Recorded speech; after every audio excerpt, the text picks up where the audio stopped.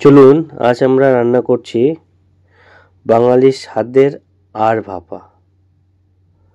প্রথমে আর মাছগুলোকে ভালো করে ধুয়ে নিয়ে উপরে লবণ এবং হলুদ দিয়ে ভালো করে মেখে নেব। মেখে কিছুক্ষণ রেখে দেব। রেখে দিয়ে আমি অন্য কাজগুলো করব, যেমন মিক্সির মধ্যে 2 চামচ সাদা সর্ষে, 2 চামচ কালো সর্ষে এবং 2 চামচ পোস্ত। আমার সর্ষেটা একটু বেশি ভালো লাগে, তাই একটু আমি পরিমাণটা বেশি নিয়েছি। আমার মাছটাও একটু বেশি। তো এরপর 2টো কাঁচা লঙ্কা দেব, একটু নুন দেব। নুন দিলে কালো সর্ষের তিতা ভাবটা থাকে না।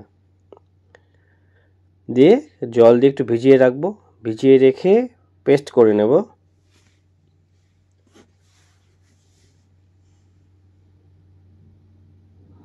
পেস্ট করে নিয়ে উপর দিকে আমি মাছগুলোকে একটু টিফিন বাটির মধ্যে সুন্দর করে সাজিয়ে নেব। সাজিয়ে নিয়ে এই পেস্টটাকে আমি টিফিন বাটির মধ্যে এভাবে ঢেলে দেব। মাছগুলোকে আমি আগেই বসিয়ে নিয়েছি।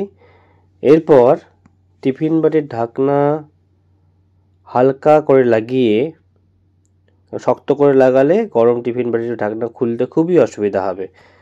তাই এবার আমি এর মধ্যে 3টা কাঁচা লঙ্কা চিড়ে দিয়েছি এবং 1 চামচ কাঁচা সর্ষের তেল ঘুরিয়ে দেব। এটাতে এভাবে ঘুরিয়ে দেব।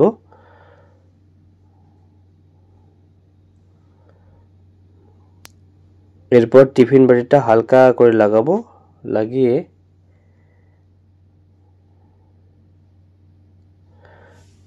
আমি আরেকটা কড়াইয়ের মধ্যে জল অলরেডি ফোটাতে বসিয়ে দিয়েছি।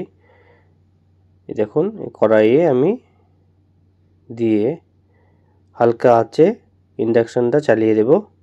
এভাবে 15 থেকে 20 মিনিট হয়ে গেলে আমি টিফিন বাটিটা নামিয়ে নেব। এবং দেখুন, গরম টিফিন বাটি ধরতেই পারছি না, খোলার চেষ্টা করছি। এবার দেখুন, সম্পূর্ণরূপে আমার আর ভাপা তৈরি হয়ে গেছে। দেখুন, কালারটাও খুব সুন্দর এসেছে। আপনি চাইলে এর উপর আরও একটু কাঁচা তেল দিতে পারেন, তা আমার মনে হয় দরকার নেই। দেখুন, কালারটা সুন্দর এসেছে। পিসগুলোকে খুব সাবধানে নামাতে হবে।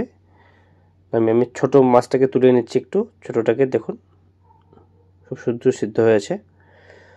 তো এইভাবে আপনারা আর ভাপা তৈরি করবেন এবং গরম গরম ভাতের সঙ্গে সার্ভ করবেন।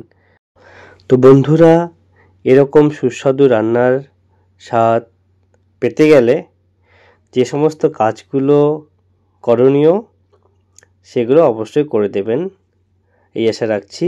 ধন্যবাদ।